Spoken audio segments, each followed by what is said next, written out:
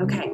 Hello, everyone. I'm Dr. Elspeth van Veeren. I'm an associate professor at the University of Bristol in the School of Sociology, Politics, and International Studies, but I'm also the coordinator or one of the co-coordinators of SPIN, the Secrecy, Power, and Ignorance Research Network, a multidisciplinary network spanning several institutions in the southwest of the United Kingdom and made up of scholars from all sorts of different disciplines and working at all levels of their studies, everything from undergraduate up to professor. And we've got a broad set of interests and expertise associated with secrecy and ignorance, all committed to understanding this power of unknowing. This evening, I'm delighted to welcome you to the next event in our series of events funded by the Southwest Doctoral Training Partnership. As over the coming 18 months, we have a series of lectures, panels, and workshops on the theme of secrecy and ignorance in order to support the development of this exciting line of research. And today in particular, we're really happy to welcome Professor William Walters to help launch his book, The State Secrecy and Security, Refiguring the Covert Imaginary, now out with Routledge. This is in fact Professor William Walters' second visit to Bristol, even if this is just a virtual one, as almost 3 years ago, he was a Benjamin Meeker visiting professor with us while completing some of the work associated with the project. So it's really exciting to hear how it has evolved.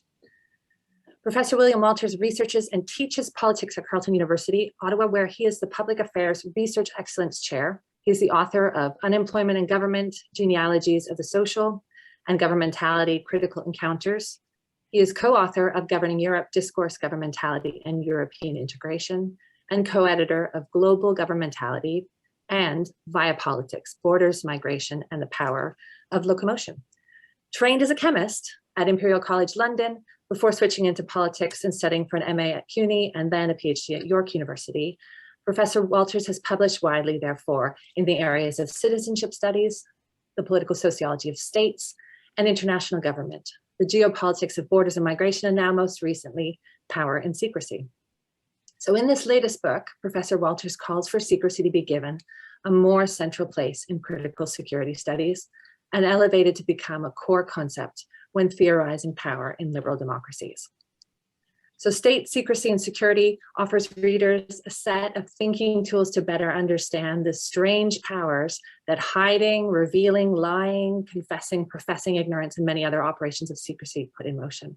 So we're therefore really excited to welcome him and to celebrate this new contribution to the conversation. But alongside William tonight, we're joined by a number of key thinkers when it comes to secrecy and ignorance, to think about the book in relation to secrecy studies and security studies. So we welcome 4 discussants. We've got Professor Marieke de Goede from the University of Amsterdam, Professor Brian Rappert from the University of Exeter, Professor Linsey McGoey from the University of Essex, and Dr. Oliver Kearns from SPIN Research, or a SPIN Research Fellow at the University of Bristol. So following William's opening remarks, each of our panelists will have a chance to offer their thoughts on the core claims of the book and its contributions. And then we'll open up the discussion to the panel in general and take your questions and engage in a bit of a bigger conversation. So during the conversation, during the presentations and discussions, please feel free to drop comments and questions into the chat box, which we'll be keeping an eye on. And please note that the session is being recorded because we'll be looking to circulate a video of it later. Okay, so without any further ado then, I'm going to turn the screen over to William to properly introduce his book. William. Thank you very much, Elspeth. I want to start by, I'm going to mostly read because I know no other way to sort of get in under 15 minutes. But I want to start by thanking Elspeth and Claire Stevens and other SPIN people convening this event in the course of writing the book. Elspeth has been a brilliant interlocutor to whom I'm grateful. And I also want to say what a privilege it is to share a panel, or more accurately, some little squares with 4 people whose work on ignorance and secrecy has been an inspiration, and to whom I am indebted for helping me puzzle over this topic. And thanks to all of you who've logged on. I know in the multi-channel Zoomiverse, we're spoilt for choice. Lots of events going on at the same time, so it's great to have you here today. Andy Warhol never said that we all have 15 minutes of Zoom. but that's what I've got here, and I'll use those precious minutes to speak to three questions. First, why did I write this book? Second, what do I consider its key contribution? And third, what does it leave hanging? What does it fail to resolve? So firstly, why did I write the book? And I want to try to answer this with a secrecy vignette, to borrow a useful term that Marieke has recently coined. And as Elspeth mentioned, my undergraduate degree was in chemistry. I only took up political science when I went to CUNY in New York to do a master's. I was interested in international politics, especially the freedom struggles in the Middle East, but I was very naive, and I didn't realize that studying politics and doing political science, especially American political science, are not always the same thing. So I enrolled in a course in international relations theory, and we read Kenneth Waltz from Snout to Tail. And it was 1987, and the inquiry into Iran-Contra was in full flow.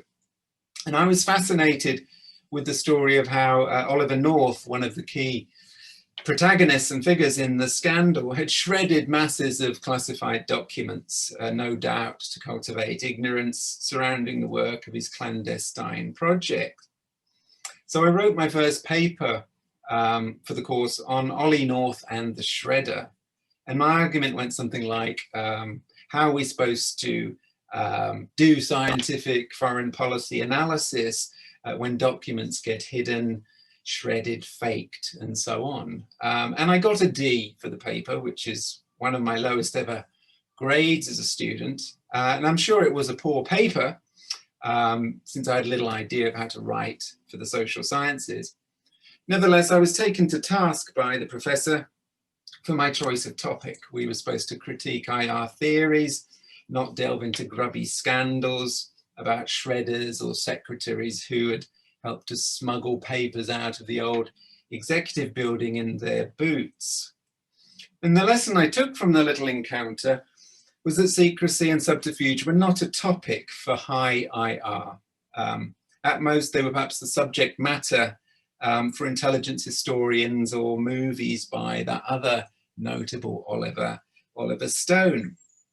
So I felt that the topic was not respectable, it was inappropriate, not welcome at the polished dinner table of IR. Sovereignty and security, yes, but secrecy, not really. Or only if it could be rendered into a positivist analysis of deception and strategic action. Now, I'm glad to say that much has changed in the intellectual landscape of IR and political science in the meantime, opening more room for the secret. There was no critical security studies to speak of in the late 1980s and no cultural turn. So I'm glad that secrecy has become more acceptable and popular as a topic, and that's something I've sought to contribute to with the book. Even so, I think there are many areas of critical studies where secrecy remains something of a blank spot, and that's something I flag in the book. For example, it's definitely the case that with important and influential work on material publics, inspired by actor network theory, the ideas of Law, Calon, Latour, Mares, and others have made quite an impact on critical security research, but they haven't proved very interested in secrecy. So while this kind of research follows actors and talks about how objects and subjects are brought into the hybrid forum, how public concerns are constructed, it says very little about the work of silencing actors, intimidating them, or even making certain things and people disappear through various means, some of them quite gruesome.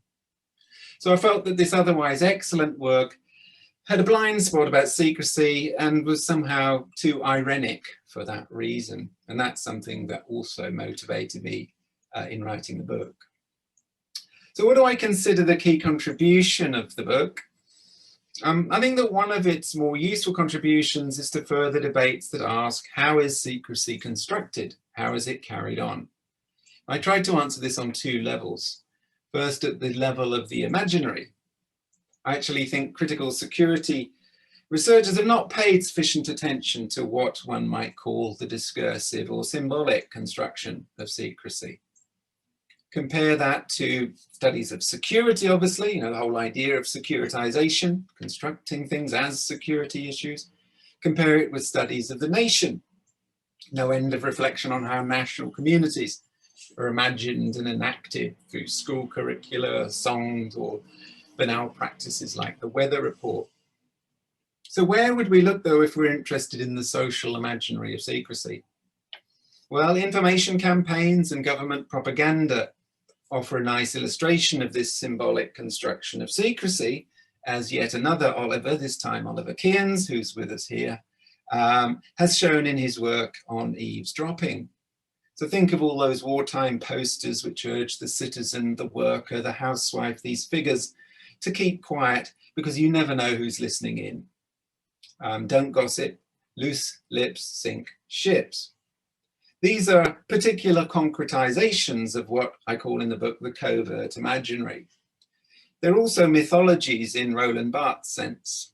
They conjure a particular image of surveillance and secret keeping and do it in a very anthropocentric way. They portray secrets as information and gossip passed between people who are usually co-present in a room. But in the 1940s, when these posters were widespread, a great deal of information was being accumulated by states, not by physical eavesdroppers in pubs and cafes, not by spies in the classical sense, but through signals intelligence, Bletchley Park and all that.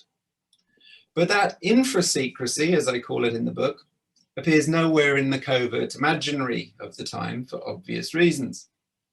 Whereas today, signals intelligence is very much a part of our covert imaginaries, Snowden and all that. But this covert imaginary is generated in other contexts as well, not just by official programs. And in the book, I look at how artists, journalists, and everyday visitors to former security sites, in my case, the ruined military testing site called Orford Ness, and here, I just want to say hello to David Warren, a former veteran of Orford Ness, who's online with us today, and he's just launched an online website for his research project called IRGON, I-R-G-O-N, if you want to Google that. So these, I looked at these different kinds of visitors and interpreters at Orford Ness and how they fashion particular landscapes of secrecy through their blogs, their art, their narratives. And I also look in the book at how anti-deportation activists mobilize a covert imaginary from below in a sort of adversarial way by playing upon sinister ideas of sinister figures like the secret plane, the ghost flight, in order to scandalize deportation and the deportation practices of the state. So all of this is that the covert imaginary is multi-sided and heterogeneous in its production, its circulation, and its effects. But the book also examines the construction of secrecy at a second level, albeit one that's related. It's that of socio-material practices, and indeed whole infrastructures dedicated to the production and management of secrets. I'm just going to close the window a minute because the garbage truck is here, the bins. So, for example, I look at cryptanalysis, since that provides us with a very concrete material way in which concealment and disclosure is attempted on an industrial scale by the middle of the 20th century. So these are technologies of secrecy that deserve to be given more attention, I think, by critical scholars. Looking at cryptanalysis and cryptology enabled me to make another argument in the book, which was about the need to mobilize our conceptions of secrets and secrecy. So what I find fascinating about cryptanalysis, about coding and decoding, and about signals intelligence is that it somewhat confounds our image of the secret as something locked away, enclosed, stored in a box or room. Instead, it confronts us with questions of mobility and flow. It allows us to investigate some of the containers, the practices, the networks, the personnel, the material transformations and translations that allow information to pass securely and secretly through otherwise open systems of communication, postal systems, telegraph cables, airwaves, fiber optics. And it allows us to think better about the limits of those infrastructures, where and how they leak information, what friction they generate, the questions of jurisdiction that they encounter, and how they sometimes fail. So the material and discursive construction of the secret. It's a question that I think is being tackled from a number of angles, whether through studies of the production and negotiation of ignorance, as Brian and Linsey have done so well, whether through work on the aesthetics of the secret, as in the artistic and scholarly practice of someone like Trevor Paglen or the cultural studies of Claire Birchall, or from the angle of the sociology of controversies, as Marieke has shown. So I think my book has made a contribution to these lines of inquiry. So lastly, what does the book leave hanging? I think one should feel good and an element of sort of satisfaction at finishing a book, but also an element of dissatisfaction. You know, a question raised but not nailed, something that nags at you. And for me, there are several, but the one I'll mention here has to do with the need to decenter secrecy. So at the start of the book, I insist that I'm not interested or persuaded by the idea of a theory of secrecy and not comfortable about making general claims about something called secrecy. Nevertheless, there are places where I think I lapse into generalizations and end up speaking about secrecy as a thing. So how do we avoid reifying and essentializing secrecy? One answer, I think, offered by the sociology of ignorance is to deprivilege the category of secrecy, not to dispense with it, certainly, but to keep it in its place. A different approach, possibly complementary, and one I'd like to try in future work, is to think about secrecy along lines loosely suggested by Wittgenstein's language games. And one could call this secrecy games. You know, for Wittgenstein, it's impossible to give a single or universal definition of game. Instead, we should reflect on all the different activities that can be called a game and think in terms of their family resemblances. So a focus on secrecy games would include the study of controversies, the game of scandal, if you like, wherein certain knowledges, practices, or actions come to be labeled by certain actors as secret, but perhaps not by others, or secret for this reason here, but secret for a different reason over there, or in a different way. And I hint at such an approach in my chapter on the 9/11 Commission. So maybe that would be one way also to think about decentering secrecy. So I've offered a few remarks about my motivations in writing the book, a few of its accomplishments, as I see them at least one area of weakness. And with that, I'll wrap up, and I look forward to the comments of my fellow panelists. Thank you. Lovely, thank you, William. And I think we can offer you a virtual round of applause as we would do in a theater, I think, just for those opening remarks. Thank you. Okay, so we'll turn over to our discussants now. And we'll begin with Professor Marieke de Goede from the University of Amsterdam. So Professor Marieke de Goede is a professor of politics with a focus on Europe in a global order at the Department of Politics at the University of Amsterdam, where she co-directs the research group Transnational Configuration, Conflict and Governance, and holds a grant from the European Research Council with the theme Follow, Following the Money from Transaction to Trial. And you can find out more about that project at www.projectfollow.org, which includes consideration of the secrecy element of these processes.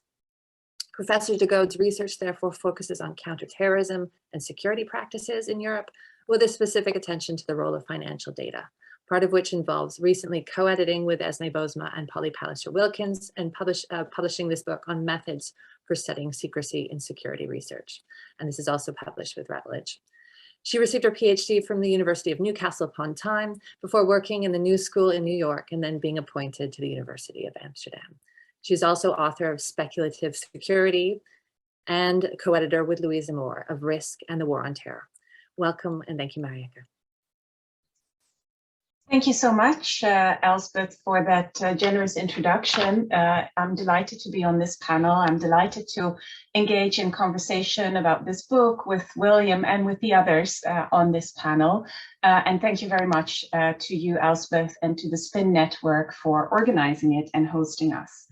I really enjoyed reading this book, William. It was such a pleasure to recognize year-long conversations that we've had over time when we've seen each other at events or ran into each other at various events and conferences. And I recognized various arguments that from your other written work, but also from conversations we've had.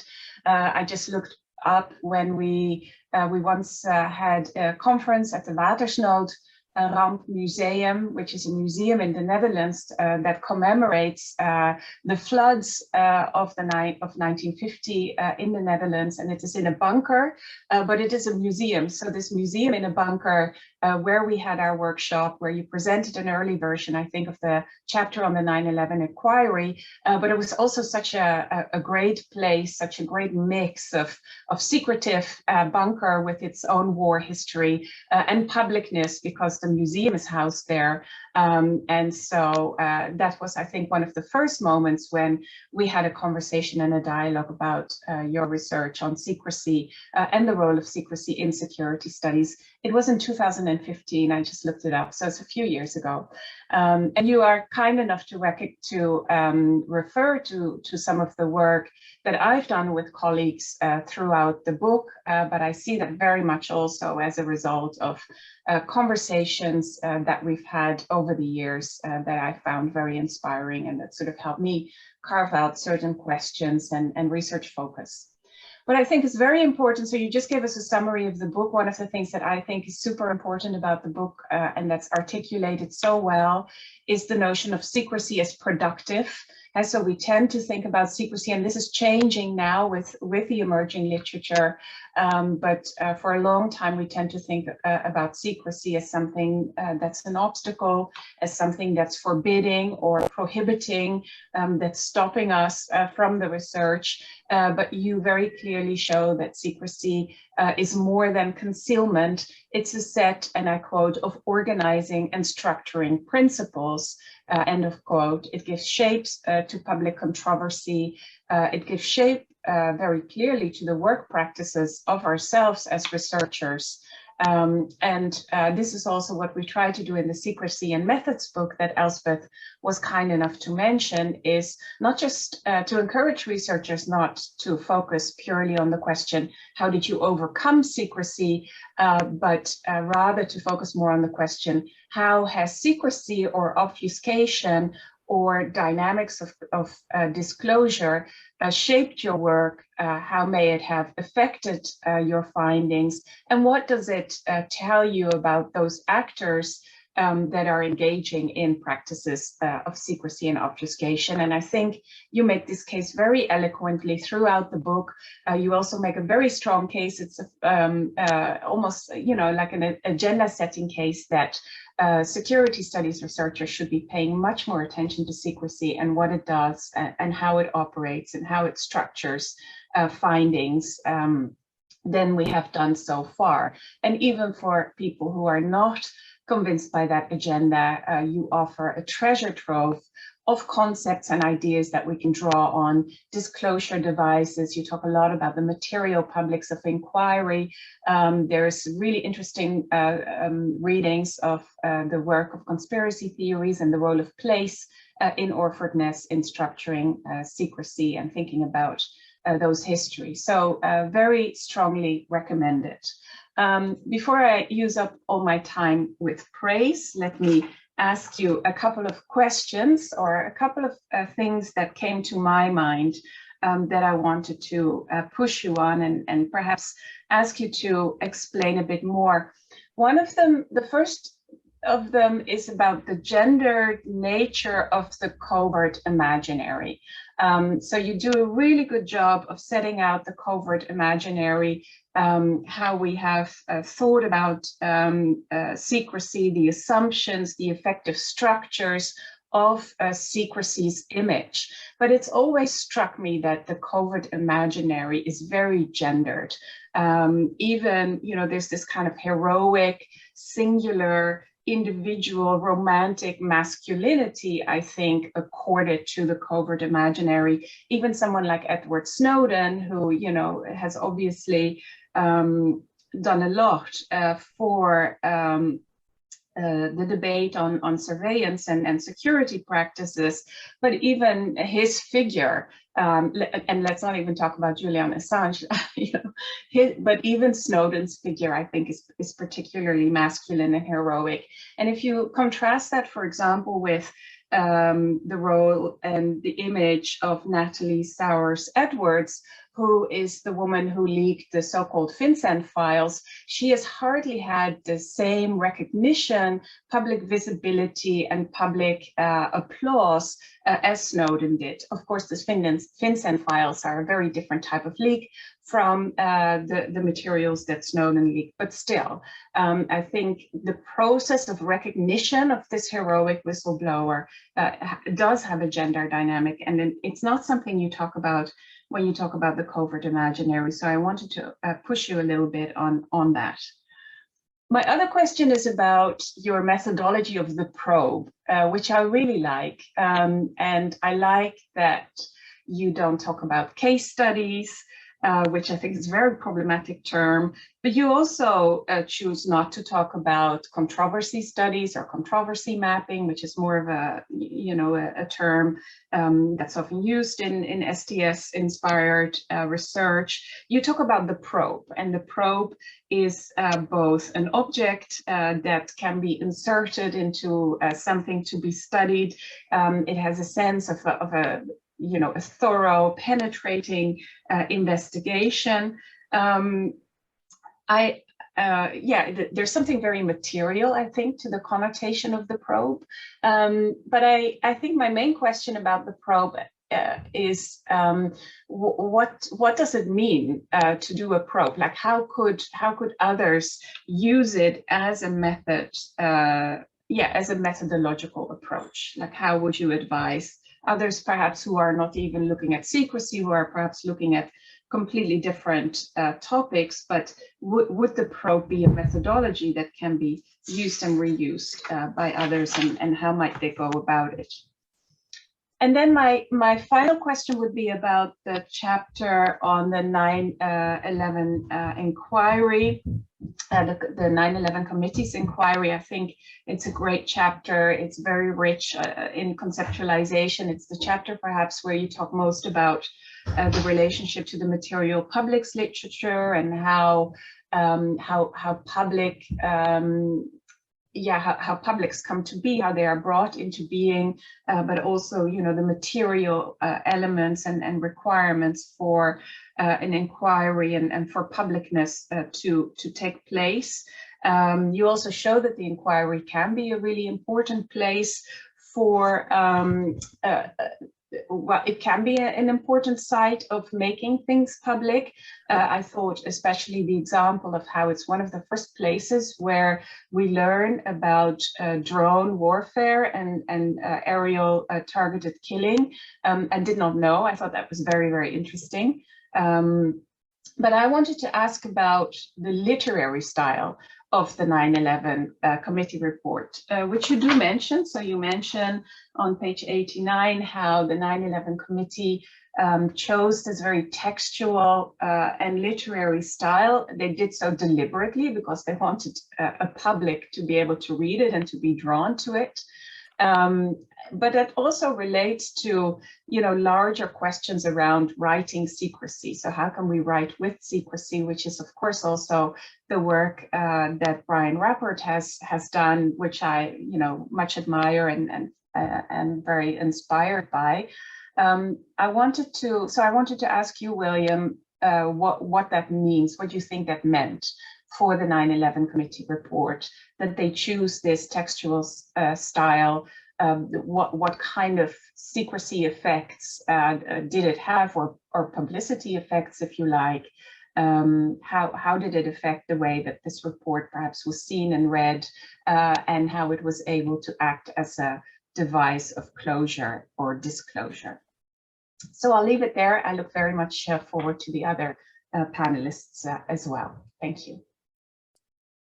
Wonderful. Thank you so much for those opening comments, Marieke, for the discussion. Next, I'm going to turn to Professor Linsey McGoey. Professor Linsey McGoey is Professor of Sociology at the University of Essex, with expertise in social theory and economic sociology.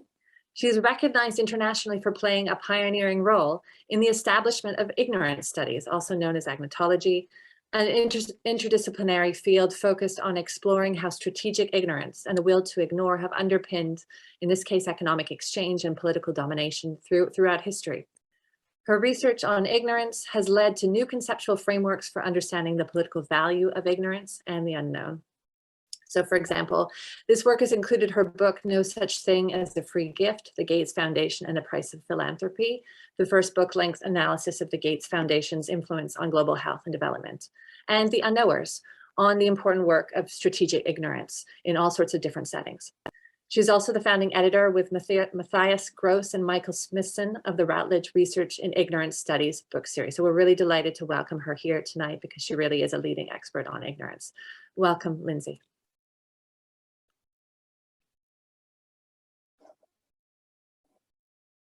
Oh, you're muted, Linsey. I don't know if you started. Thanks. Sorry about that. Thanks so much, Elspeth. Thanks for that lovely introduction, and thanks so much to the organizers for putting this event together and for the invitation to have a chance to discuss William's excellent book. It's a pleasure to have a chance to comment on this fascinating book by William Walters. One of the compelling aspects of it is its empirical breadth and the different cases or probes engaged with. Just trying to get my screen to do something slightly different. Sorry about that. And like William, I find it hard sometimes to say things engagingly and of much breadth and depth if I'm not reading them, especially in a very short time frame. So I have a few comments which I'll read out in the allocated time. So as has already been noted, a compelling aspect is the empirical breadth of the book, which really looks in an innovative way at different case studies from the response to 9/11 to the politics of deportation. Another compelling aspect is the conceptual and the theoretical contributions that the book makes, particularly to the development of what I would say is really a new ontological way of thinking of secrecy. And on the one hand, his goal is to insist upon the mutability, as he puts it, of secrecy, or how it is accomplished in distinctive ways in different time periods and regions and empirical areas. And in this way, his work resonates with, for example, the work of Daston and Gallison on the history of objectivity. But also to examine the mutability of secrecy requires a sort of baseline ontology of the original subject. Even if that is a plural and a shifting baseline, it's still necessary, I think, when looking at the mutability of something, to consider what something is mutating away from or towards, to consider what is, quite paradoxically, universal about a shifting and a changeable imaginary. And to my mind, that's the most interesting aspect of Walter's book, which is the fact that he compels us to think differently about what the ontology of secrecy is. And the way he treats secrecy also leads to new ways of thinking about different aspects of liberal modernity, and particularly to the curious way that people often seem to be more tolerant of hierarchies of power as long as they are obvious hierarchies rather than less obvious or veiled ones. And that might seem like an obvious point in ways, the fact that people tend to be more suspicious of what they can't see than what they can see. But I also think it's a problem for theorists in a way that's not attended to enough. So in short, I think it leads to an important question, which is to ask, why aren't people equally concerned about the unknowns that they are aware of and that they can see?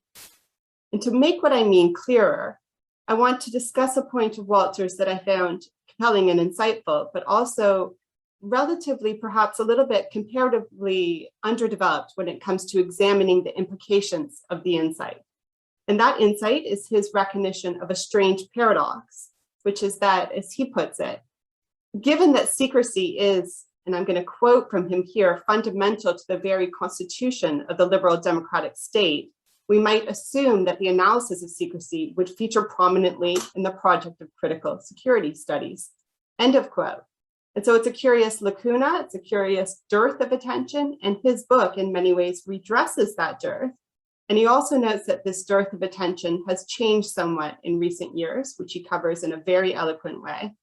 But I'm still left wondering about why there was the lacuna to begin with. In short, what are the conceptual implications of the fact that secrecy has traditionally been rather sidelined as a core aspect of both critical security studies and political theory more broadly? So I wondered why the lacuna to begin with. And my own provisional response to this question, which was that, thinking about it as a sort of thought experiment, it's ignored in political and social theory because secrecy points to larger realities about social hierarchies that also tend to be sidelined. And so the dearth of attention to secrecy runs parallel to the dearth of attention to hierarchy. You have reams of theories about inequality, for example, or about political authority and domination, but hierarchy as a sort of core conceptual node is not necessarily given the same touchstone status as a core node of analysis, particularly in purportedly egalitarian liberal democracies. And even in some of the examples that I think Walter cites in a nice way in the book, secrecy is acknowledged to create hierarchies of power and hierarchies of accessibility and visibility. But the questions of what that means for understanding power in liberal societies is not necessarily always apparent, which is hardly the fault of this excellent book, but which I think points to wider lacunas around the theorization of hierarchy today. So to me, what I took to be one of the most interesting aspects of the book is that it got me thinking about secrecy, hierarchy, and domination in new ways. And it led me to think about how some of the most exploitative modern hierarchies are rationalized and legitimated by the fact that there is no secret surrounding their manifestation and their existence. And therefore, people are less inclined to suspect that something conspiratorial or unsavory is going on around them. And one example is the manifestation of clearly growing income differentials and growing wealth concentration, which clearly people don't like and increasingly are starting to dislike more and more, but which, especially over the last 50 years, were largely accepted as being more palatable than they might have been if stats about wealth concentration were not readily available. And another example examined in the book is the case of the British and American government's use of torture, where toleration of that fact seems to have grown rather than declined in line with more knowledge about the practice. There was an outcry around torture in the immediate years post 9/11 in ways that seems to have paradoxically somewhat diminished today, a point that's suggested by some of Lisa Stampnitzky's work on torture and revelation, which Walter cites and builds upon nicely. And it's still notable that people seem to mind torture more the less they knew about it, and to accept it more the more they had their suspicions confirmed. Once it was admitted that there were secretive torture programs in place, the public largely acquiesced or grew comparatively indifferent to the claimed inevitability of the need for it. So to get back to my opening points about ontology, I think that Walter's book suggests, therefore, in a really interesting way, that one of the ontological curiosities of secrets is that to function as a secret, they need not be hidden. And in fact, they cease to be secrets if they're completely hidden and thus unknown. To be secrets, they must be openly inaccessible. So I thought of a thought experiment where you could point to a wall and say to strangers, there's a locked door on that wall. When the locked door is clearly visible, people would probably shrug. But if the wall is smooth without any clear apertures or markings to indicate where the locked door is, people might be more curious, more suspicious. They would want to find the missing locked door. What's behind the door in both cases is the same, something that's unknown and can be ignored. But the visibility of the locked door, the openness of the secret, is less disconcerting to people than secrets that they can't see or even imagine. In other words, the more obviously secret a secret is, the less productive it is of fantasy and denial or resistance, and the more productive it is of assent and compliance. And I think that there are interesting parallels here, more implied than I think completely developed in the book, but really fruitful parallels to people's comparative acceptance of hierarchy as long as they know about it, including hierarchies of income distribution. So to conclude, I think that Walter's book is productive of new insights into the social toleration of open hierarchies. I think that the book implies in a compelling way that one of the functions of secrecy is to make palatable different types of clear sources of domination that don't necessarily warrant the acceptance that they achieve, but which accomplish this spurious achievement through the publicity of the exploitation. And he concludes the book by suggesting that further research could examine the relationship between secrecy and different types of political change. And perhaps one thing I would push him to expand upon or to think about in the discussion, if there's time, is to talk a little bit more about that point. We could relate that to maybe what he said about games earlier, although maybe in the discussion we could talk a bit about games, because a key figure in ignorance studies has sadly died this week, Charles Mills. And one of the points Mills makes in his criticism of Rawls's work is that how dare Rawls talk about metaphors of games for people at the brunt or edge of the violence of liberal societies. Such a metaphor is too spurious even to be engaged with. I think that's a debatable point, but perhaps that's a good way of bringing in Walter's great points about Wittgenstein in games at the end of his talk, but then to relate that back to his concrete call for relating secrecy to different types of political mobilization and challenge to various exploitative hierarchies. So thank you very much. Thank you so much, Linsey, for those excellent comments. I'm really looking forward to hearing how the panel and how William and the panel and the audience engage with those. Those are really thought-provoking. So we're next going to turn to Professor Brian Rappert. Professor Rappert is Professor of Science, Technology, and Public Affairs at the University of Exeter. His research spans investigating the social and ethical dilemmas associated with scientific and technical expertise, the conduct of war, and the sociology of magic. And as his work often takes place in security and diplomatic communities, it explores questions of disclosure and concealment, including on the methodological issues associated with investigating and writing about these things, writing about secrecy, including theorizing silences and absences, how some issues are not considered, how some concerns go unsaid, what grievances never get formed, what paths in social and political life are never pursued. He has published a number of books, including How to Look Good in War, and a number of articles that center this relationship between knowledge, absence, silence, revelation, and secrecy, and often works very hard at trying to avoid reproducing and reifying the secret in the way that William, I think, was talking about. He is also a founding member of SPIN. So I'll turn over to Brian now. Wonderful. Thank you for that generous introduction, Elspeth, and thank you for William for this opportunity to comment, and everyone here for participating. Yeah, I'm just going to start by echoing some of the kind of lovely compliments people have already made of the book. Yeah, I mean, it's a great systematic survey of existing literature in the area of, let's say, security studies. The cases are detailed. They are very well linked to theory. There are a range of cases: historical, contemporary, autobiographical, artistic. Yeah, I mean, and there's so many concepts that are interesting that have already been mentioned: the covert imaginary, the devices of disclosure. So yeah, I would suggest, I guess people who are here, right? I mean, we're kind of students of secrets, right? And yeah, this is definitely a helpful resource in thinking through some of the issues that we have to contend with. Okay, so after these flowery comments, let me then say, okay, maybe get into some more kind of critical comments.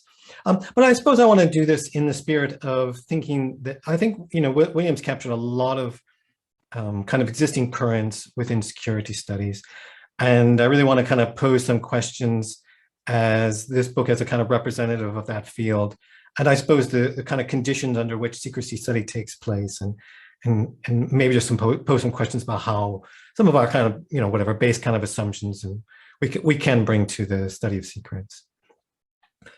So one area where Williams already mentioned this, and it's come up in different ways, is in the idea of reification. And I think it's really interesting within the book. So as I think Linsey mentioned, right?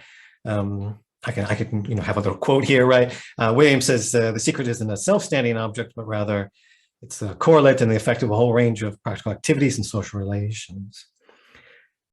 And yeah, I mean, I think that's a very helpful way of thinking about secrets.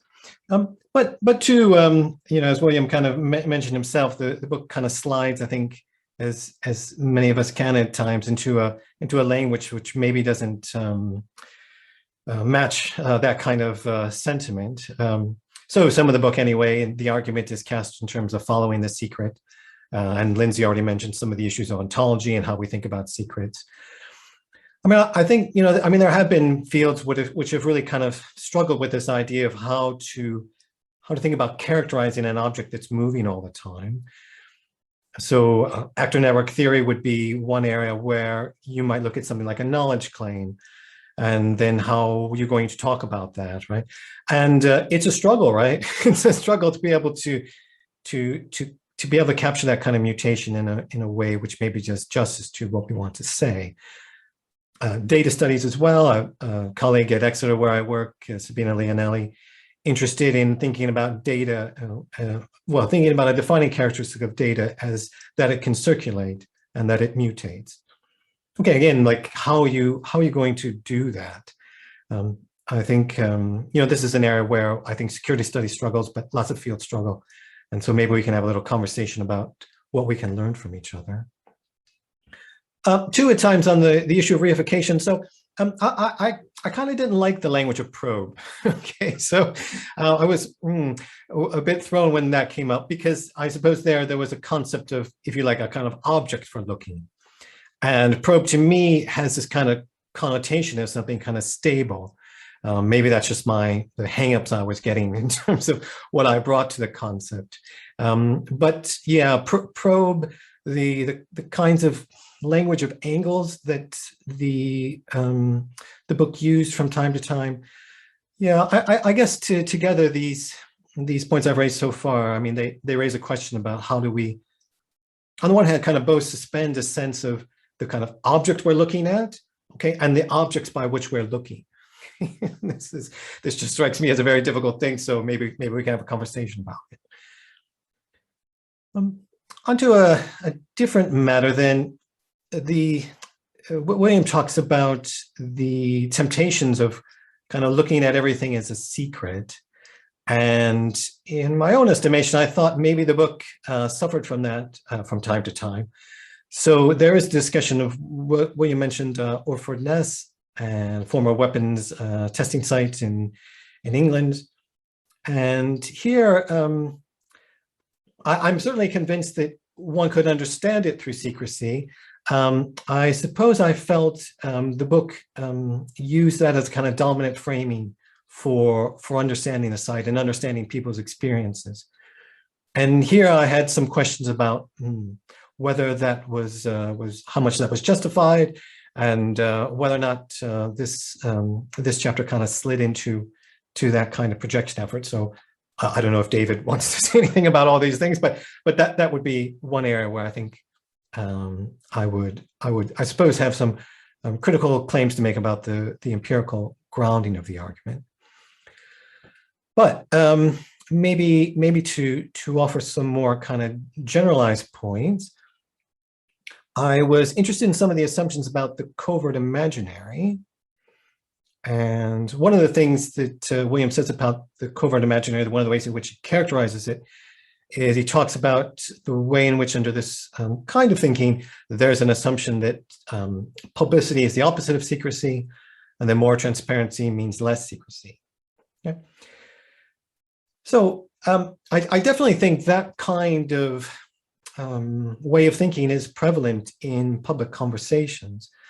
But I also think it's important to note that in many ways it's not. Okay, so okay, we can go to a television program like Yes Minister. I don't know if everyone's seen that, where you can think of very colorful ways in which people have explored the ways in which transparency can lead to secrecy, right? But even beyond those kinds of areas, I mean, there's all sorts of fields: public relations, intelligence, entertainment magic, accounting, right? Where professionals have known for a long time, and have talked about it in this way, right? That yeah, you don't want to have these kind of stark oppositions between, say, secrecy and transparency. So as academics, we can often trip ourselves up because we want to try to characterize the world, right? We sometimes, right, we're trying to kind of pin it down and talk about its shape and so on. And so we can kind of lapse into ways of maybe ways of speaking which don't do justice to what we want to talk about. I still think it's worth kind of asking the question about when do these kinds of characterizations that are discussed as part of the covert imaginary come up? I mean, it's clear that within kind of public conversations, there's all sorts of different ways of talking about the relationship between secrecy and transparency. And I guess like a lot of forms of discourse, right? What is said and how it's said is very situational. So maybe we can have a discussion. Maybe William wants to talk to why certain kinds of discussions get reduced to the terms that he identified as covert imaginary. And I suppose for me as an academic, that one of the things that line of argument makes me think about is sort of what am I putting secrecy in conversation with? And I think maybe this speaks to this point of kind of what next and where to kind of go with this analysis. I mean, the way I'm trying to think about doing that in my own work is trying to unpack the kind of notion of revelation a little bit more. I think that's something maybe at least in a lot of literature I read and in my own work is a kind of thing, as a kind of term to to grab on and to juxtapose. But maybe its meaning needs to be thought through a little bit more than has been done so far in a lot of academic conversations. So anyway, how do we think about secrecy by what do we put it in conversation with? And then just as a final point, maybe just to go back to, I think the point that William started off with, which is the shredder example, and the way in which there's often discussion about secrecy as a form of concealment and shutting down and so on, and has already been identified. This book does a good job at thinking about secrecy as productive. But still, I think in secrecy studies, right, I often interested in thinking about how things get restricted or sequestered and closed and so on.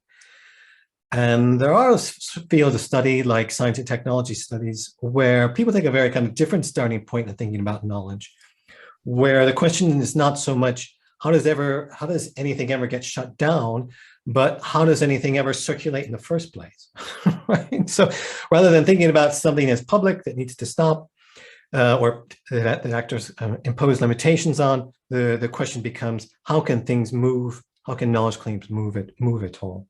How can they circulate in the first place?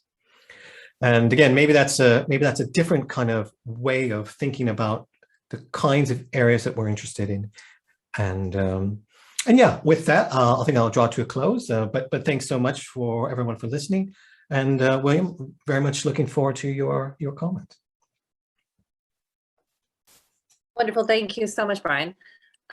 So last but not least, I'm going to turn us to Dr. Oliver Kearns.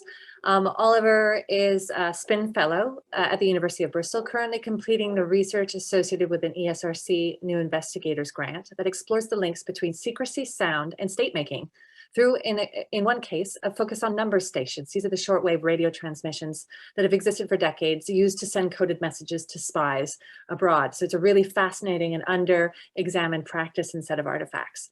So Oliver has published on the secrecy and absences associated with drone strikes, works exploring whispering and silence as security practices, and is currently completing a book on secrecy and intelligence. Oliver is also a founding member of SPIN. Over to you, Oliver. Thank you, Elspeth, and thanks to William and the rest of you and the audience for being here. Being the fourth person on the panel means that there's a danger of going over more general or abstract conclusions that others have already broached. So I'll try to do a couple of more specific things here. I will say, of course, that I think that there's a lot of value, William, in this book in terms of maybe methodological tools, I'll say. For instance, what struck me was that the usefulness for myself of thinking about devices of disclosure when you're talking about the 9/11 inquiry. It's a very neat way of describing what Susanna Cressman has got at, acts of concealment and disclosure. They're always being flip sides of one another. I also think that it relates somewhat to work I know you've done in the past on publics. I wondered when I was listening to Linsey talking about her interest in public secrets and the extent to which there's a normative effect there. People are more likely to find them legitimized or to accept them, whether that necessitates talking about who we think a public is exactly there, how we think we get that kind of information. Maybe that also speaks to Brian's point about what we think a covert imaginary is and where we think we can locate it in the world and who exactly holds it. But like I say, I'll focus on two specific examples here that I thought were interesting and could be explored more in discussion in the book. Starting with something funny that happened to me is reading the book. I was reading it as a PDF. In the course of doing so, the file managed to delete itself at least twice, like something out of a Mission Impossible film. This message will self-destruct, etc. I assure you, I was able to read the book, though again, secrecy-wise, how would you ever know? But you just have to trust me on that one. I thought afterwards that the effect of the book having disappeared was in some ways the same as if it had been made a secret, though so far as I could tell, it was just an accident of my computer. Made me then think, well, why be interested in secrecy if it can have effects which one can find equivalents or parallels to in things that have nothing to do with secrecy? What do we think is particularly interesting about secrecy, therefore? And how do we know it when we see it, as it were? The deletion also speaks to the issue of degradation and decay. And your book, William, does talk about explicitly and more implicitly this idea of decay in secrecy over time. That's what I want to talk about here. So you start your book by using a quotation from Helvey, where you talk about a police commissioner being able to look at his own personnel file. This is something no one else is allowed to do in this state. He alone enjoys this privilege. Neither the ministers nor even the president of the republic get to see their own dossiers, which are shelved and maintained in archives that no one is permitted to examine. Shelved and archived. Okay, so the impression from that and from your cases or your probes, as it were, is that secrecy is something that has to be made to endure. So for instance, you talk about an infra-secrecy, as you mentioned, involving devices, infrastructures, technical details, things that keep the secrecy going, if you like. They also, those things need in a political economy, which you talk about too in the book. You need to invest in your secrecy in order to keep it up. Otherwise, the secrecy might start to break down. It'll need, in your own words, patch-ups and cover-ups. So what happens when you stop maintaining, or if your maintenance of the secrecy is somewhat shoddy, inappropriate to the context, and so on? If the secrecy, if you like, is left to its own devices, its own infrastructures and details, well, it might start to degrade, to decay, like ruins, which people studying ruins have talked about how they signal their own cryptic past role in regimes which have long gone, and which you can't quite understand. I thought that that was an appropriate way to start here, since William talks in the first chapter of his book, his first probe, about efforts to decrypt and decode Soviet telegrams during the Cold War. William likens it to a kind of archaeology. These not quite yet decrypted messages were stored for some future unlocking, like fossils or items being left in a museum until they're eventually figured out. They're sifted through using technology which shapes what you end up finding within them. It's a slow and painstaking work of deciphering that's always provisional in its results. And this is part of, as I see it in the book, William's efforts to overcome a link between secrecy and the keeping of a secret, the idea that a secret in a fixed spot is what produces an instrumental secrecy that surrounds and secures it. Those two things go together. So to that end, William talks about an inevitable interference of secrecy, the buzz or static that comes with creating a carrier signal to send a message, a telegram, for instance, the human hand typing that comes with producing messages, which can inevitably produce errors. Due to your limited resources, maybe you can only produce so many code books, as in the example he gives in that chapter. that the secrecy always has this noise as part of its secret making. I wondered, reading that chapter, whether the interference is not just an inevitable accompanying error, that's a trace which is sometimes picked up and sometimes not. William draws upon media archaeology here, and those guys would often be more inclined to say the noise there is part of the very medium of making something. Medium is the message and so forth. It is part of the signification itself. So the noise is not some accompanying extra. It just is the signal. And part of the production of secrecy within social life is deciding which parts of those noise you think are socially significant, they're signifiers, and which parts aren't. So when people create radio messages or have created the technology of sending radio messages, they learned very quickly they would have to put in elements of redundancy, because inevitably people won't quite pick up everything and they'll be confused about what exactly they're supposed to be listening to, which part is the static, which part is the message, which part is the sound of the signal and the frequency or the ink of the words.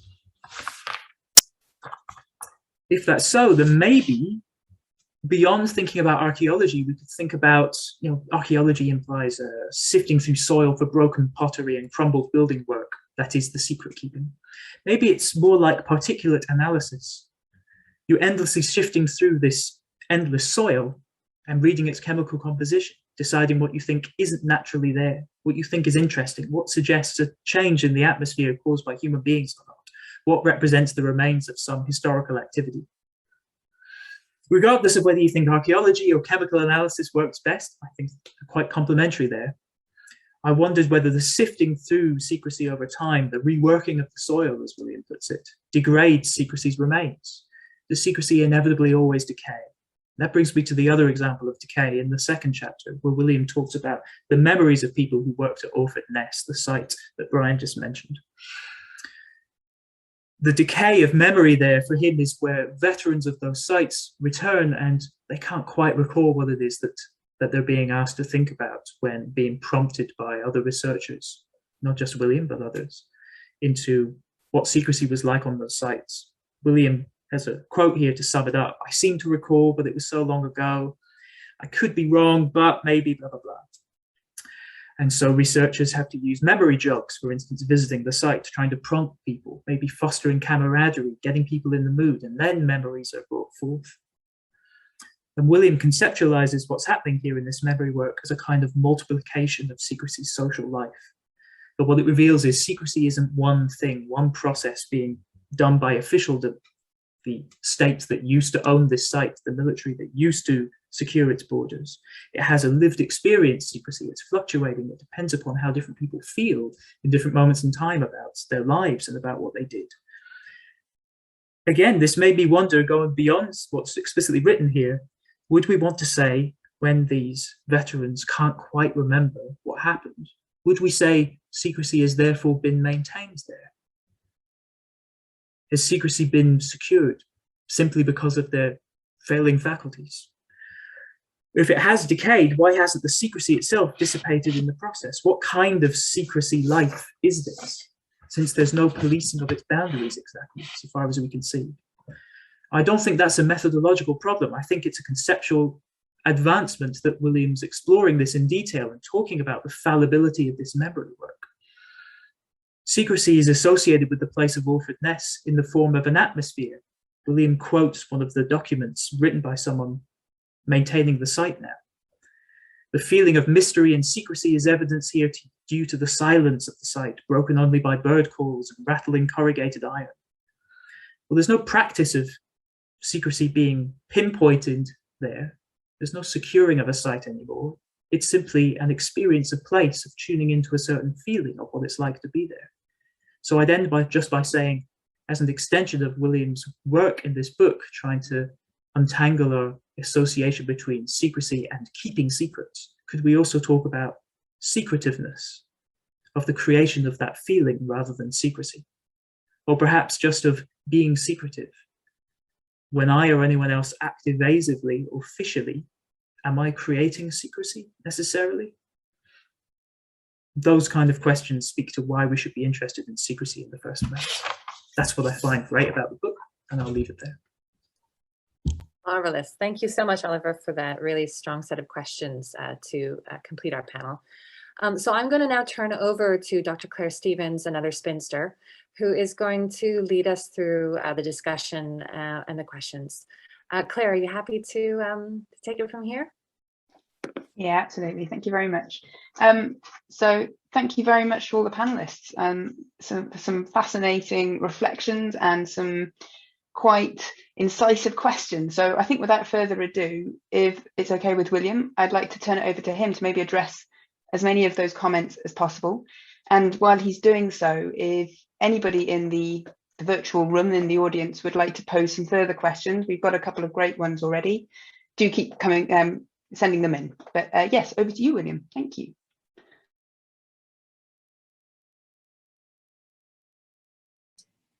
Okay. Thank you so much to the four commentators and colleagues. I'm extremely indebted to you for those insights and provocations, and you know, it's like wonderful and challenging when you encounter someone else's take on your book or your work. Speaking of angles, it makes you rethink what you thought you were doing, and it's a marvelous and productive experience. So I'm going to I've set my timer again, so I'm not going to talk for more than 10 minutes in case people in the audience want to join in. But so I'll respond to as many things, as many of the points as I can in that time, and forgive me if I cherry pick to some extent or consolidate some of those points into a single kind of answer. But I'll sort of go through them more or less in the order that I wrote them down. So there was a number of questions about the Covert Imaginary that Marieke put on the table. And I absolutely agree when she says that one needs a much more gendered understanding of it, which I didn't provide. And going back to the example of wartime posters, you can see the sort of gendered nature of the kind of messaging there about the need for silence, because frequently they will show a housewife or a girlfriend and the sort of as though they were conduits or sirens or people who are more likely to gossip, so there's be a sort of a heroic soldier and then a girlfriend, and the girlfriend is sort of highlighted as the more gossipy one. I think, and this sort of question of heroization is really interesting, and it's definitely the case that the sort of masculine male, a masculine whistleblower kind of figure. I mean, another version of this comes out in the sort of histories and the early representations of code breaking. It's the heroic scientist, or it's a figure like Alan Turing, sort of genius kinds of figures. Again, very often sort of masculine figures, very sort of eccentric. And I think here it's interesting to see how, that there is a sort of counter movement to that within scholarship and now within the public domain. So you have, there's lots of TV shows and movies about female code breakers, because the vast majority of them were female. So there is a kind of recovery of that sort of initially hidden or overlooked labor and intellect that went into code breaking, or a book like Liz Mundy's Code Breakers, which kind of looks at some of the ground of the Venona project that I was looking at. So there is a sort of, and that itself is tied to the Covert Imaginary, because it's sort of about uncovering hidden figures. There's even a movie with the title Hidden Figures. So these films, these investigations, these inquiries are both sort of outside and inside the Covert Imaginary, I would suggest. And my second point that's come up across a number of the comments is this sort of question of probe. And what I can say to sort of at least clarify a little bit of my use of it, and I admit I've used it rather loosely, kind of partly because I don't want to call these case studies a lot of times. I'm just looking for other ways to sort of frame my orientation. But one, I picked up on the idea of probe, both from just a sort of, in an everyday sense, space probe, but also there's a small literature in design theory that talks about probes. And there they sort of really emphasize that probes are sort of interactive. So it's about, you know, designers put together some sort of object and give it to a particular community and see how they interact with the object. So I wanted to sort of capture some of that kind of interactivity with the idea of probe. And that comes up, for example, you know, in the last set of comments that Oliver was making about the veterans, you know, so we have David Warren online with us today who conducted the interviews with the veterans that I was fortunate to be able to use. And clearly there's a sort of probing quality to that sort of activity. You know, he was kind of interacting with people, taking them to the site. So it's more than just a question of asking a bunch of questions of somebody. It's, you know, there's an atmosphere if you take them to the site. There is a sort of context, there is a sort of staging, if you like. So probe captures some of that. But I think another reason I like the idea of probe was because on my part, it's sort of, there was a sort of ethos of humility in the sense that I felt that I was confronting vast literatures, right? You know, just as a sort of space probe is going out into sort of the vastness of space and confronting planets and things, I felt that, you know, I wasn't working with some very small finite cache. I was sort of trespassing or entering into, you know, vast areas that are already richly documented. So something like the Venona project that I looked at, you know, huge amount of literature on it. But for me, the probe then was about approaching that existing literature from a different angle, because I found that, you know, a lot of the people who had written sort of historical work on Venona were really interested in different questions. They weren't interested in practices of secrecy, technologies of secrecy. A lot of them were fighting the Cold War. Or other sorts of things. So a probe for me was, you know, it was a question of angle. And I know that made Brian feel uneasy because I can see that the probe as a metaphor does suggest that these objects have a certain solidity. And I don't want to make them seem too solid because, as you know, as people noted in some of their comments, in the book, I talk about the mutability of secrecy. So, and the multiplicity, the multiplication of secrecy.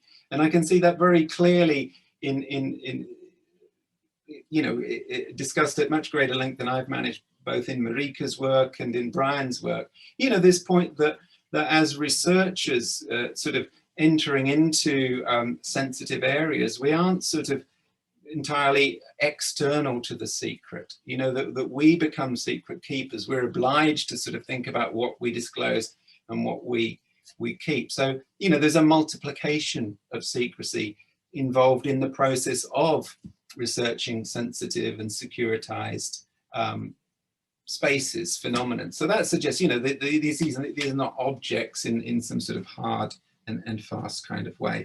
The last point that Marieke raised was about the literary style of the report. And I think the literary style of the 9/11 Commission report very much fits the sort of what I was calling a device of disclosure, you know, dis/closure, because it's both written in a style that's meant to draw a public in, you know, to sort of get people who are interested in thrillers, give them something, you know, that's narrative and not dry.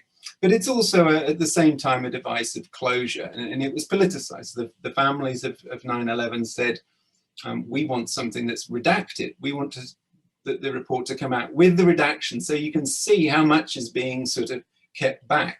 Whereas this sort of literary approach made it smooth, made it look as though this is the whole picture, you know, there's nothing conspiratorial going on here. I really enjoyed and benefited from Linsey's remarks about ontology and hierarchy, and I can't do justice to them. I mean, one little vignette, another secrecy vignette, was that when I, in the early stages of this work, when I was working with Chantal, who's online with us, you know, we spent a couple of days with the artist Paul Shambroom, who'd done these sort of wonderful photographs of the nuclear infrastructure. And, you know, we asked him, well, how did you get interested in it? Why did you do this? And he says, well, my earlier work was I was trying to do photographs of corporate boardrooms. And he says, I could have absolutely no access. You know, he produced a series of just photographs of some furniture in sort of big pharmaceutical companies, but he wasn't able to photograph, you know, committee meetings or anything of these corporations. They were too secretive. Whereas, sort of bizarrely and paradoxically, you might think, he's able eventually to get a certain kind of limited access to the nuclear infrastructure. First by sort of getting the Navy, and it took him years. He said it took him 10 years to do this, and that 9/10 of his time was spent trying to get access, writing letters, speaking to Congress people, and then 1/10 was actually taking photographs. So it was a sort of experiment or a probe in his case. And you know, he ends up producing these images of nuclear secrecy precisely because the corporate door is closed in his face. And so I think that tells you something about hierarchy and secrecy and representation and the sort of unevenness of this landscape that we're dealing with. So I've gone on for 10 minutes now, so I'm going to just try to pull things to a conclusion. Just looking at other, I mean, Brian had made a remark about that, which I agree with, that you know, we shouldn't assume that the sort of everyday public assumes that it's publicity versus secrecy, that we're all kind of, we're canny, you know, we deal with PR people, we deal with spin merchants, we deal with advertising, we kind of know in a sort of intuitive, everyday way how to navigate certain situations where it's not either or, but maybe both or neither. Very lastly, Oliver offered a whole set of comments about interference and sort of materiality of secrecy. And I mean, what I would pick up on is his very last point about awkwardness and its sort of atmosphere of secrecy. That you know, and he proposes a distinction which might be useful between, you know, secrecy and secretiveness. Because what's happening at, say, at Alfred Ness in those documents that are sort of saying, well, these planning documents that say, well, how do we maintain the awe and the mystery and the weirdness of this place, you know, once we open it to the public, if we have to sort of locate management offices somewhere or this or that. So there's clearly a sense that I mean, Brian said, well, aren't I kind of reading too much secrecy into Alfred Ness? But I think it's true that I'm doing quite consciously doing a secrecy reading of it, but I'm trying not to sort of impute secrecy in places where it's kind of not happening. So it clearly is the case that the planners themselves are sort of landscaping the site in a way that amplifies, intensifies experiences of awe, mystery, uncanniness, unease, all sorts of things like that. So there is a sort of production of secrecy in that sense, or as Oliver would call it, secretiveness. And that's different from keeping secrets. So the National Trust is not, in that sense, keeping secrets, but it is sort of, I would say, playing with a kind of secrecy capital. You know, it's cultivating a mood of secrecy, and I think, you know, that's another feature of our public culture that someone like Jodie Dean has written about a lot. You know, that secrecy animates a public. It's secrecy that draws us in. It's our fascination with what we don't know, going back to Linsey's point about the door as well. Anyway, so that's 13 minutes. I'm going to stop there. Thank you very much. Fantastic, thank you. So before we turn to the audience questions, I just wanted to give the other panelists an opportunity, maybe just for easiness, to respond in the order that they presented, just to some of the comments that William made, or perhaps some of the comments that the other panelists made. So if there's something that you wanted, you know, that sprung to mind, we have a few minutes for you to share that now. If you do, no pressure if not. And then we can turn to the audience questions. So Marieke, you're shaking your head in a negative. Yeah, no, I just think it would be nice to bring the audience in. So I have nothing to react to right now, but maybe later. Okay, thank you. Maybe Linsey next. Did you have anything you wanted to just add or respond to there?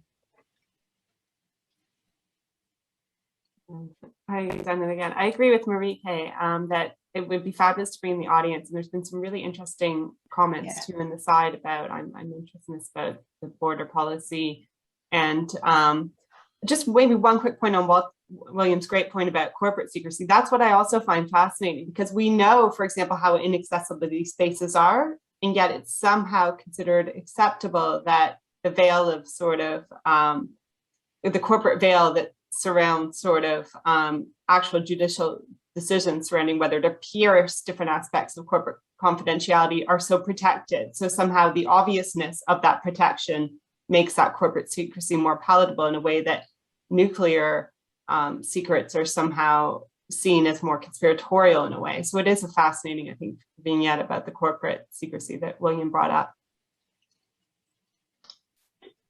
Brian, did you want to add anything? No, let's open it up.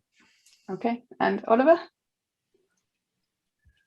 Just to say, following up there, and what Linsey's saying, some of that William talks about in the introduction, which I hadn't thought of before, and I thought was very true, speaks to this question of corporate secrecy, that corporate actors themselves may not always think of what they do in terms of secrecy. Like what Linsey just said, they might think, well, this is part of protecting our legally mandated confidentiality. And there would be a question of playing with the covert imaginary there. They wouldn't want it to be implied that they were being secretive and therefore illegitimate in some way.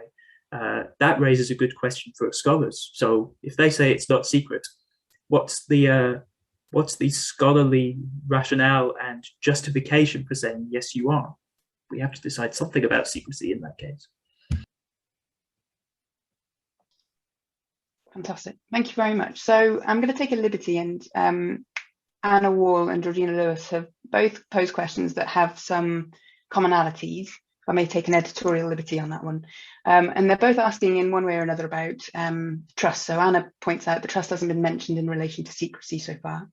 And whether who is speaking the words, who is doing the talking, and who the audience are, maybe what kind of role do you think that might play? So Georgina is asking, you know, and building on Linsey's points, you know, whether a secret is accepted, or whether what we don't know, or whether, you know, what the sort of the known unknowns are more acceptable or palatable. I mean, maybe you could speak to that a little bit, William, and then, you know, again, the rest of the panel as well. That'd be fantastic. Yeah, I'm certainly keen to hear the panel answer questions as well. So this question of trust and secrecy, and you know, the set of questions that Linsey raised about that, you know, maybe publics are more accepting of things when there's a sort of that when they have a partial visibility, even if the visibility of the thing in question is quite awful. This is a very interesting question. I think that we sometimes, as security scholars, or those of us who are security scholars, sometimes kind of overestimate a kind of general public unease about secrecy. I think that, you know, one of the lessons of the Snowden revelations is how, you know, to what how much of public opinion sort of thinks he's especially in the United States, how much it thinks he's a traitor, a heretic, a bad guy, you know, despite the kind of content of what he's made public, that, you know, your state is spying on you. So I think we always have to kind of keep in mind that, like, it would be wrong to, you know, we want to get beyond a theorization or understanding of secrecy from within an entirely liberal framework, right? This is one of the really important things of the really rich historical studies that we have of secrecy, of the kind that sort of that we have from Eva Horn, or there's the opening chapter of Claire Birchall's book on radical secrecy, you know, a kind of genealogy of secrecy, if you will, which I was, you know, I didn't manage anything like that in the book. But the sort of sense that we have to, that it's not as though raison d'etat as a governmentality, or whatever we want to call it, has gone away. It's not as though, you know, the world of liberalism pushes it to one side. We still live very much within the sort of matrix of raison d'etat. So whatever secrecy kind of came to mean and crystallized within raison d'etat is still a part of our reality. You know, all the kinds of lies and deceptions that are considered acceptable because they're about defending the state, securing the state in a violent, unstable, uncertain world. So I think that this question of trust then, yes, trust is sort of important and relevant, especially when we are talking about secrecy in liberal contexts, but in as much as secrecy, you know, has this older, it has a much longer history where it's attached to protection, to monarchy, to hierarchy, to religion and mystery, then those aren't really, you know, trust isn't really the right concept to think about how we as subjects relate to those kinds of powers, those kinds of authorities. You know, we're not being asked to trust in, well, we are sort of asked to trust in God, I suppose, but it's more about faith or submission and domination, as Linsey was saying. So those are my half-baked thoughts about trust. A really interesting point about what's the difference between faith and trust in this context as well. And would anybody else like to respond from the panel?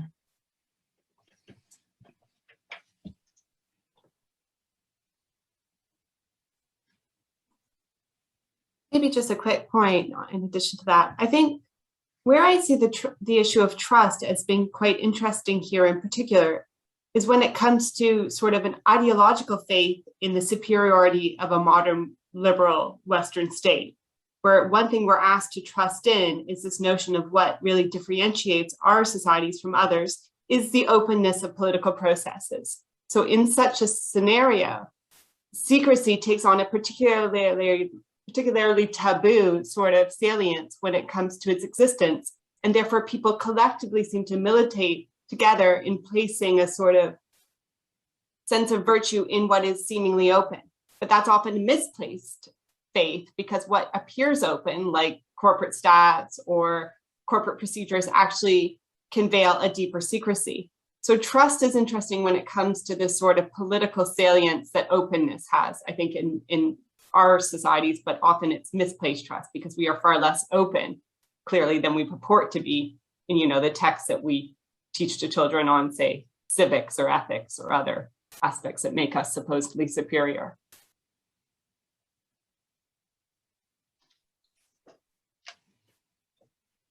Perhaps briefly to connect to that also the notions of corporate secrecy. So I think that's very interesting what was said. And when you talk about corporate secrecy, you would normally talk about intellectual property protection or intellectual property rights or confidentiality. So, and I think it was just said also by Oliver, the word secrecy is less often used. And you know, for me personally, I became interested in secrecy and theorizing secrecy, and also in relation to method, was because when I went to a big grant funder to propose doing our research on counterterrorism financing, almost all of my questions at the interview panel were about access and not accessing the state intelligence unit, but accessing the banks, which we propose to do in this project, is to sort of observe how banks in practice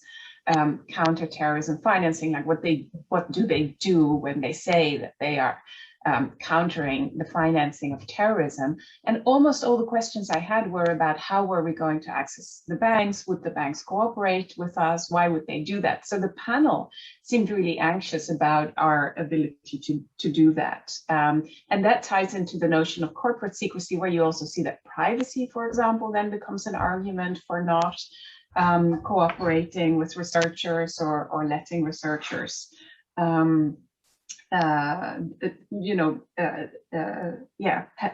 giving access to researchers. Actually, we did find the banks very cooperative with our research, but that was also in a way a strategy of managed disclosure. So that was also because they were interested in, having parts of their practices more known to the outside world. So there was an interesting choreography, you could say, about what they wanted to show and what we wanted to know about. I also really like Claire Birchel's question here about whether the word secret always already involves a truth claim. I think that's a super interesting question. And also, you know, the way that Derrida talks about the secrecy effect, you know, if something is secret, there must be a kind of truth to it, or just the very secrecy of it has a kind of effect, whether that's imaginary or not.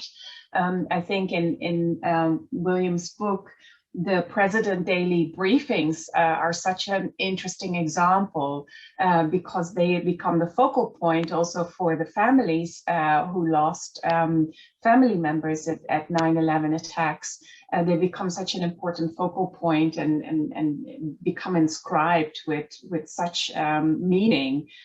But then when they are released, they seem to be containing, or they're not fully released, but you know, they're read and rendered, and they seem to be containing everything and nothing. And actually in our research, we've seen plenty of examples where classified materials in another space are actually public materials. So they become classified and you think, oh, here must be, you know, some actual, you know, very exciting truth of what this security program is doing, but then actually, you know, we know that at least partly what's happening in classified materials, they're recycled materials that were previously public. They become part of a classified dossier, and so they have the status of being classified, but they don't necessarily contain. They might sometimes, but they don't necessarily, by definition, contain you know, that kernel of truth that we often like to think we're getting at when revealing or uncovering a secret. Sorry, just some loose thoughts in reply to or in relation to some of the points that have come.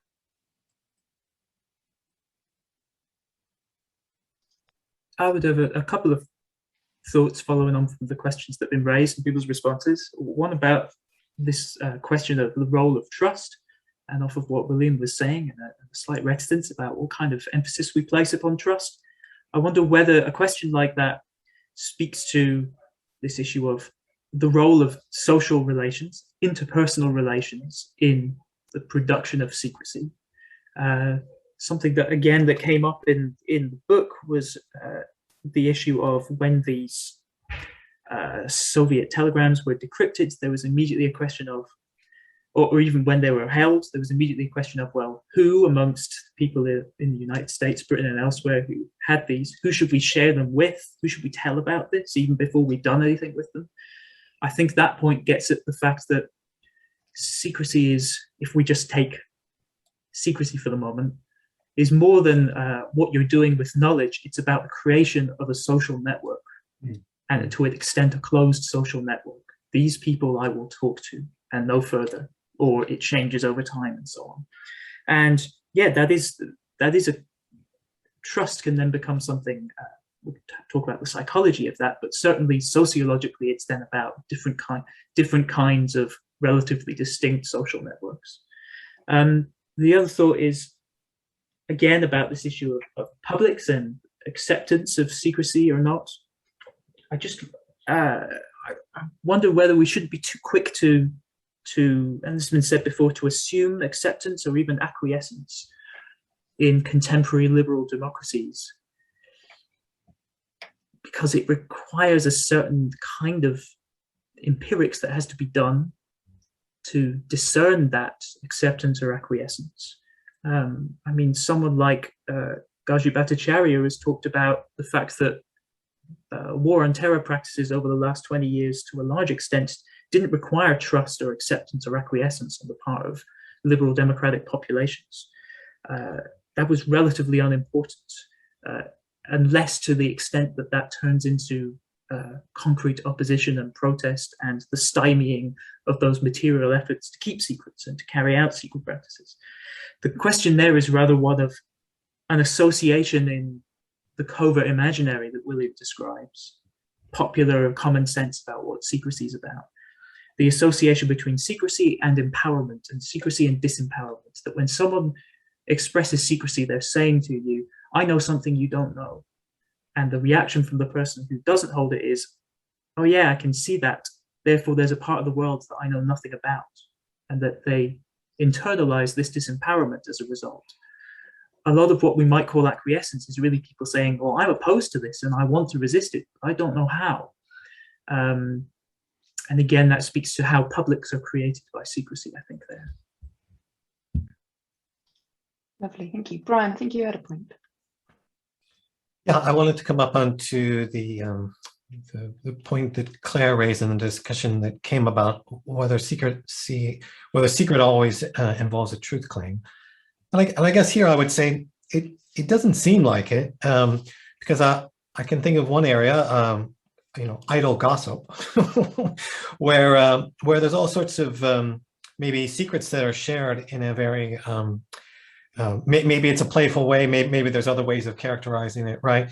Where people involved in those conversations, maybe, right, at times, certainly at least, maybe are engaging in that kind of activity, not because they're sharing truths, because maybe in terms of what Oliver said, they're sharing a sense of belonging, or a sense of identity, a sense of network. I mean, lots of things are coming into play with something like gossip. Truth, maybe. I mean, I think a lot of it just depends. Just like I think it depends on whether or not secrecy is necessarily associated with some kind of epistemological kind of status or heightened status or something. I mean, yeah, we can think of a lot of things where, you kind of like, I got it here, right? And I got a secret, and, you're really curious as to what's in this box or whatever. But I mean, there are all sorts of areas where the positioning of secrecy would be detrimental to the status of knowledge claims. Okay, so I mean, in science, right? In general, the idea of having secret knowledge is, at least in terms of the rhetoric of science, is not typically identified as a kind of good thing, right? It doesn't necessarily heighten the status of what you have if you say, I've got it locked away somewhere, right? But I mean, all these things are, it seems to me that there's just so much of this, it's just down to the particulars of the situation, whatever the cultural context in which it's taking place. I mean, I guess we can find examples pointing in all sorts of directions. So for me, maybe the question is, when does this happen, that secrets have involve a kind of claim to some sort of truth? And maybe we can map those out. Maybe there's interesting kind of patternings that happen with that. But I would want to stay away from absolute claims. Yeah. If I could, pick up on that, and I absolutely agree about context, and sort of connecting that to going back to Claire Birchall's remark about conspiracy theories. I read a very nice paper recently. I can't remember who it was by. It's by a team who've done some very kind of, a lot of social network and data mapping of sort of 5G, of conspiracies around COVID and the vaccines and the burning of cell phone towers. And I think and it sort of showed, well, here's all these people who've kind of been online or connected to these networks sharing this story or this conspiracy theory about what's causing illness. And but the analysis showed that a lot of the people involved in this sharing it didn't kind of believe in it. They didn't think it was some sort of hidden truth that was being trafficked. It was pleasure, right? It was and this goes back to Zimmel's point about recognizing the charms of secrecies, is the term he uses, and this is a part of the aesthetics of secrecy. It's very much a part of, the way secrecy features in so many movies. There's a lot of pleasures to it. And so it's not always, it'd be wrong to always assume it's about a hidden knowledge or a hidden truth or a quest for truth, that it has a strong epistemological basis. Obviously it does in all sorts of really important situations, but then there are all sorts of other worlds where it's pleasure. And hence, my remark about games of secrecy would speak to that, because, going back to, I can't remember whose comment it was, but I think it was Brian sort of saying that some people found that disturbing, the notion of game, because it sounds like it's trivializing. You know, we can have war games, we can have Russian roulette. That's a game, you know, where you get your head blown off. To call something a game isn't necessarily to trivialize it. Games can be matters of life and death as well. But games sort of recognizes that there's many different ways that a game can be played, or that something can become a game. So I think conspiracy theories are partly games of secrecy, perhaps, particular game. If I can just direct the question a little bit. So Anna Waller's asked another really good question about whether your book goes into what general situations, structures and conditions best enable secrets to be kept, and whether there's little consistency, and whether I could just link that back to the point that Claire Birchall was raising about whether conspiracy theories actually make a difference to the covert imaginary either. And again, this might be something that the other panelists would like to speak to as well. But is there a consistency, and have you noticed, if there is any, or if maybe there isn't, whether conspiracy theories have made a difference? Have they affected that imaginary in some way? I certainly, I mean, in the book, I can't offer any kind of claims or answers about what situation, structures or conditions best enable secrets to be kept. But this question of conspiracy theory, I mean, yeah, absolutely. I think that conspiracy theory is now a huge part of the covert imaginary. You know, if one's talking about what are the modes by which we experience, visualize, imagine secrets and secret keeping, then conspiracy theory is really sort of big at the moment. And, you know, not just as a sort of popular or cultural phenomenon. You know, we have now large sort of governmental investments and research investments into, you know, you might say that the conspiracy theory is becoming governmentalized. There are all sorts of inquiries worrying about what does conspiracy theory do to the trust of publics in scientific authority or in political authority or in the military and so on. So, you know, we've got all these attempts to measure conspiracy networks, to map them, to quantify them, to test them. So conspiracy theory is becoming an object, I would say. It's not, you know, it's kind of different from when Hofstadter writes about the paranoid style, right? It's now becoming a sort of techno-scientific object within governmental problematizations. But it's also very much a part of the covert imaginary. Yeah, that's what I had to say about that.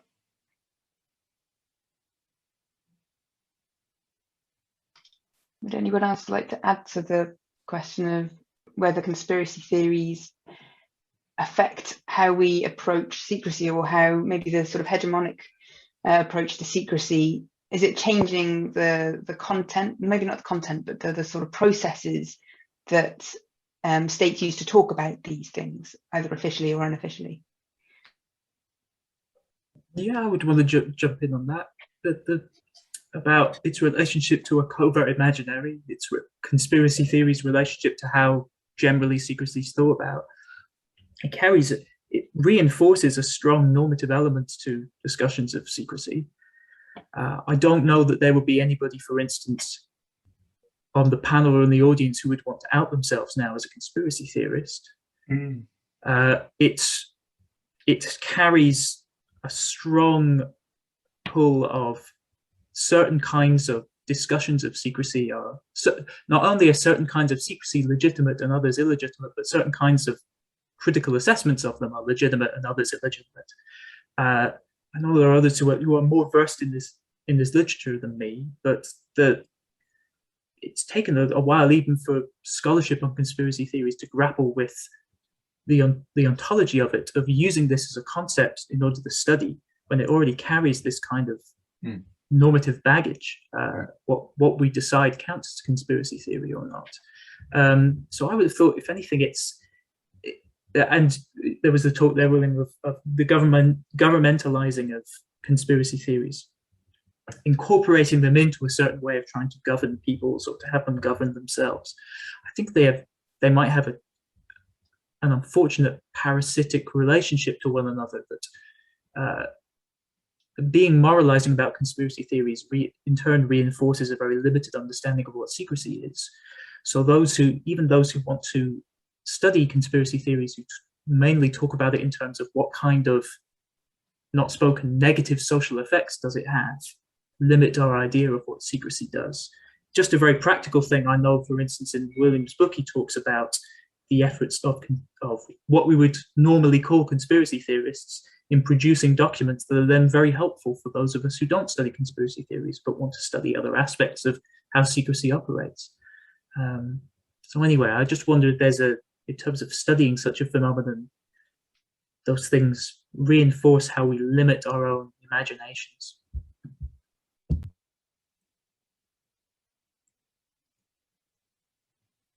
I would add to that, and there's another way in which conspiracy theory is sort of not like just this fringe thing outside of the world that most of us are interested in, but actual something that has its own effects. And I mean, it's a point that Marieka's raised in her work on, I think, the 7/11 inquiry, and you see it very much in the 9/11 inquiry, where the very kind of convening of the inquiry, from the beginning, there's this sort of debate amongst the people putting it together that, well, you know, we don't want another Kennedy assassination, which gives rise to, you know, we don't want another Warren Commission, which seems to suggest that there's been a cover up and just causes conspiracy theory to proliferate. We're going to have a really thorough inquiry. You know, it's this dream, at least, of if we can have a very thorough inquiry, we'll kind of damp down all of that speculation and rumor. So conspiracy theory there, again, as an object or as a phenomenon, enters into the sort of calculations and the politics and the deliberations of people who can consider themselves not conspiracy theorists, but people who are tasked with producing some sort of account or narrative or version of what actually happened, what went wrong, what we should do. So conspiracy theory is inside that already, I would say. Maybe I'll jump in there too. I think it's such an important and interesting question. And I think something that really needs to happen potentially around the language of conspiracy is something of a reclaiming of the anti-hierarchical aspects of it that are useful for illuminating which groups have the power to instantiate and sort of induce perceptions of what counts as truth or not.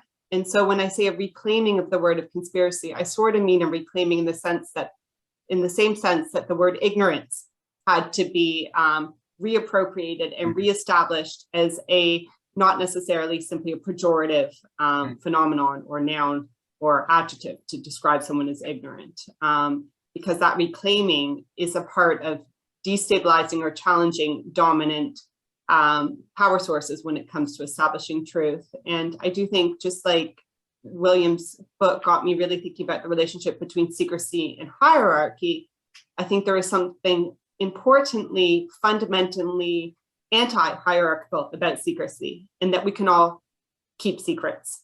The capacity to maintain secrets is a non-monopolizable capacity, and that's what makes it partly emancipative. But when you know that marginalized groups can themselves retain secrets or perpetuate them potentially for political gain, that is when the power to then deride those secrets as conspiratorial comes to the forefront. And therefore, again, that capacity to dismiss something as conspiratorial can be seen as a very strong tool of elite power. So great question on conspiracy. And I really liked Oliver and William's points about it too. But it's really got me thinking about ways that I think it's interesting that only recently conspiracy has come to the forefront too. Why not immediately after 9/11? I don't know. And what you say, Linsey, is very resonates strongly with William's chapter on deportation, where William is saying we have this very clear image of the routes into Europe, for instance, but no real clear visual imaginary of all of the routes going in the other direction. So a very skewed idea about where power and where insecurities lie.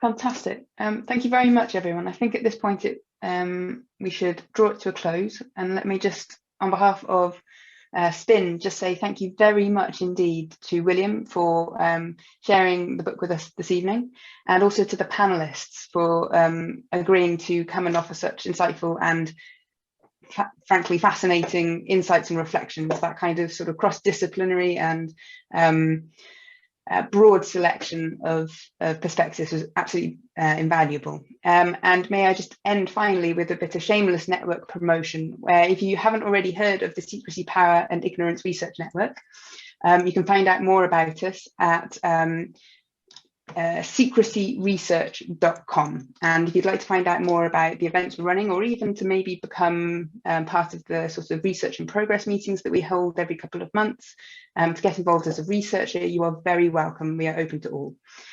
So thank you very much, and just end by offering a virtual clap to everyone on the panel, and thank you very much. I hope we get to meet again in some format. Thank you very much, everyone. Thank you all so much.